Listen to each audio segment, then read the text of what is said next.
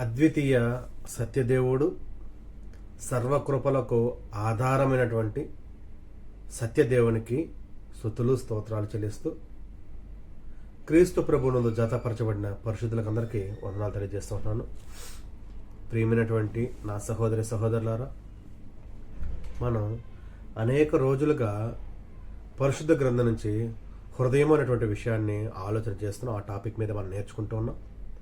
అందులో భాగంగానే ఈ సమయం మందు కూడా హృదయాన్ని గురించి మరొక విషయాన్ని మనం ఆలోచించేద్దాం. ఎందుకు ఇన్ని రోజులు దీని గురించి మనం మాట్లాడుకున్నామంటే, ఇదే మనిషికి చాలా ముఖ్యం. కాబట్టి దీంట్లో నుంచి మనం పాడైపోవాలన్నా, బాగవ్వాలన్నా, దేవునికి దగ్గర అవ్వాలన్నా, సాతానికి దగ్గర అవ్వాలన్నా, ఏదైనా దీని ద్వారానే ప్రారంభమవుతుంది. కాబట్టి దీని గురించి ఇంత విపులంగా ఇన్ని రోజులు మనం తెలుసుకోవాల్సి వస్తుంది. అందులో భాగంగానే ఈ సమయం ముందు గ్రంథం నుంచి ఒక వాక్యాన్ని మనం చదువుకొని ముందుకు వెళ్దాం.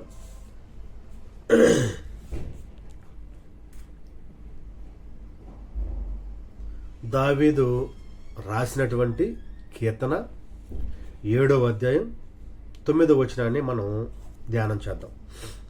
హృదయములను అంతరింద్రియములను పరిశీలించు నీతిగల దేవుడు. ప్రేమైనటువంటి వారలరా, ఈ సమయం ముందు మనం ఆలోచన చేసేది ఏంటంటే, హృదయములను అంతరింద్రియములను పరిశీలించినటువంటి దేవుడు. దుష్టుల చెడుతనము మాన్పము, నీతిగల వారిని స్థిరపరచము, యథార్థ హృదయం రక్షించు దేవుడే నా కేడమును మోయువాడై ఉన్నాడు. న్యాయమును బట్టి ఆయన తీర్పు తీర్చును, ఆయన ప్రతి దినము కోపపడు దేవుడు. ప్రియమైనటువంటి వారలారా, హృదయము అంటే మనకు తెలుసు. ఇప్పుడు దాకా మనం దాని గురించి మాట్లాడుకుంటున్నాం. హృదయము మరియు హృదయం యొక్క అంతరింద్రియముల గురించి సమయం మాట్లాడుకోబోతున్నాం.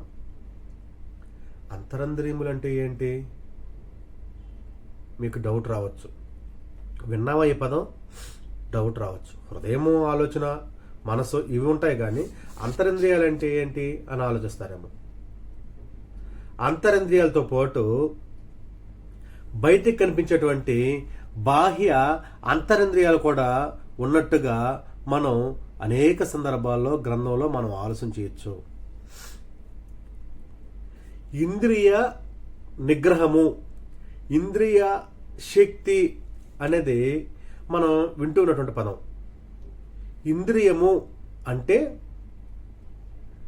మనకు బయటికి కనిపించేటువంటి ఈ యొక్క నిగ్రహ శక్తి దేని మీద మనం పొందుకోవాలనుకుంటామంటే, చూసేటువంటి చూపును బట్టి ఆ యొక్క క్రియల మీద నిగ్రహ శక్తి పొందుకోవాలనుకుంటాం. రెండోది, వినినటువంటి మాటలను బట్టి వాటి మీద నిగ్రహ శక్తి పొందుకోవాలనుకుంటాం. ఆ తర్వాత నాలుక ద్వారా రుచి చూసేటువంటి ఆ యొక్క రుచి, దానిని బట్టి దాంట్లో నిగ్రహ శక్తి ఉండాలనుకుంటాం. ముక్కు ద్వారా పీల్చుకున్నటువంటి ఆ యొక్క వాసనను బట్టి దాంట్లో నిగ్రహ శక్తి ఉండాలనుకుంటాం. మన యొక్క శరీరానికి, చర్మానికి తగినటువంటి స్పర్శను బట్టి దాని మీద కూడా నిగ్రహ శక్తి మనం ఉండాలని మనం ఆలోచన చేస్తాం. ఇవి బాహ్య ఇంద్రియాలు, అంతరింద్రియాలు కాకుండా బాహ్యముగా ఉన్నటువంటి ఆ యొక్క ఇంద్రియములు అంటారు. అయితే ఇవి అంతరంగంలో కూడా కొన్ని ఉన్నాయి. హృదయం లోపల పనిచేసేటువంటి మన ఆత్మీయ శక్తులు అనొచ్చు వీటిని, లేదా బయట గ్రహించినట్టే ఆత్మలో కూడా గ్రహించేటువంటి ఇంద్రియాలు అనొచ్చు.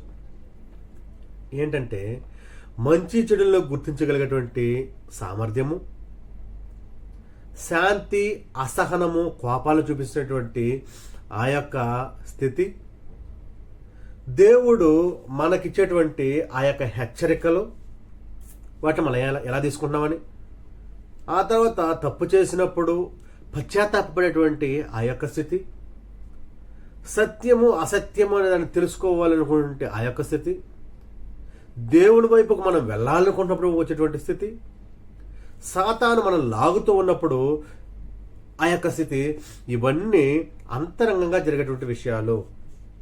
ఇవి బయటకు కనిపించేవి కావు, లోపల మాత్రమే ఉంటాయి.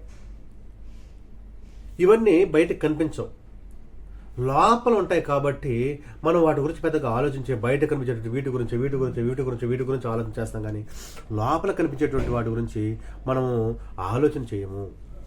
అయితే ఒక మనిషి యొక్క నిజమైన స్వభావము, ఒక మనిషి యొక్క ఉద్దేశము, ఒక మనిషి యొక్క నిజమైనటువంటి భావాలు, ఒక మనిషి యొక్క తప్పు, ఒక మనిషి యొక్క నిజము, ఒక మనిషి యొక్క సత్యము, ఒక మనిషి యొక్క నిజస్వరూపము, ఇవన్నీ లోపలే ఉంటాయి. వీటన్నిటిని దేవుడు పరిశీలిస్తూ ఉంటాడు.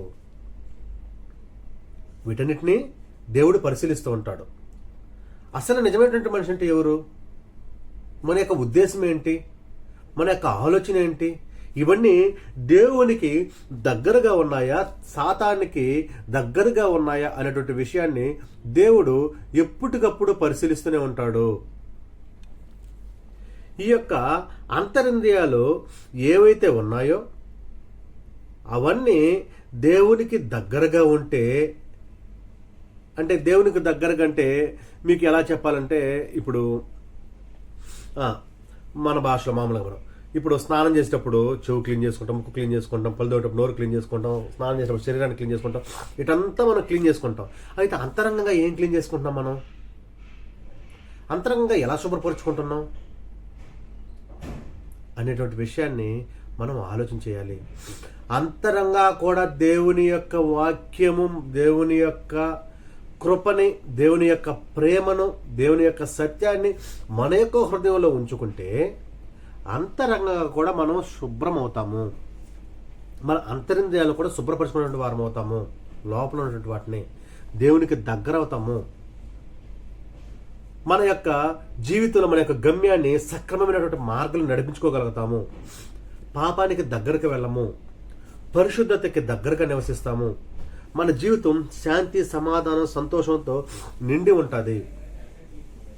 అయితే వీటిని ఎలా శుభ్రపరచుకోవాలంటే ప్రతిరోజు ప్రార్థన చేయడం, ప్రతిరోజు దేవుని యొక్క వాక్యాన్ని చదవడం, ప్రతిరోజు పశ్చాత్తాపంతో ముందుకు వెళ్ళడం, మంచి ఆలోచనలతో హృదయాన్ని ఉంచుకోవడం, చెడ్డ ఆలోచనన్నింటినీ మనం తీసివేయడం, ఇలాంటివన్నీ మనం జరిగిస్తూ వెళ్తే ప్రియమైనటువంటి నా సహోదరులారా, మన యొక్క స్థితి దేవునికి దగ్గరవుతుంది. ఎందుకంటే దేవుడు మన యొక్క హృదయాన్ని మరియు అంతరింద్రియములు కూడా పరిశీలించేటువంటి దేవుడు. ఆయన పరిశీలించినప్పుడు మనం పరిశుద్ధులుగా, పరిశుభ్రంగా ఉంటేనే దేవుడు మనం లెక్క చేస్తాడు. ఇప్పుడు చూడండి, మనం రెడీ అయ్యి బయటకు వెళ్తాం, నీట్గా మంచి బట్టలు వేసుకున్న వాళ్ళని ఒక రకంగా ట్రీట్ చేస్తారు, మురికి బట్టలు వేసుకున్న వాళ్ళని ఒక రకంగా ట్రీట్ చేస్తారు. హృదయం కూడా అంతే. మన అంతరింద్రియాలకి మురికి పడితే దేవుని యొక్క వాక్యం ద్వారా మనం శుభ్రపరచుకోవాలి. అవి పాడైపోతే దేవుని యొక్క వాక్యం ద్వారా సర్జరీ చేసుకోవాలి. వాటికి ఆకలి వేస్తే దేవుని యొక్క వాక్యం ద్వారా ఆకలి తీర్చాలి. వాటికి బాధ కలిగితే దేవుని యొక్క వాక్యం ద్వారా ఓదార్పు ఇవ్వాలి. అవి పాపంలో పడిపోతాయేమో అనే డౌట్ వచ్చినప్పుడు దేవుని యొక్క వాక్యం ద్వారా పడకుండా దేవుని వైపుకి మార్చుకోవాలి. ఇవన్నీ కూడా ప్రియమైనటువంటి వారులారా దేవుని యొక్క వాక్యం ద్వారానే జరుగుతాయి. కాబట్టి ఎల్లప్పుడూ మనం ప్రార్థన చేస్తూ, వాక్యం చదువుతూ, దేవునికి దగ్గరగా ఉండి మన యొక్క హృదయాన్ని, అంతరింద్రియాల దేవుడు పరిశీలించినప్పుడు దేవునికి లోబడి ఉండేటువంటి ఆ యొక్క స్థితిలో ఉండాలని నేను ఈ సమయంలో మీకు తెలియజేస్తూ ముగిస్తూ ఉన్నాను. మీకు అందరికీ నా హృదయపూర్వక వందనాలు.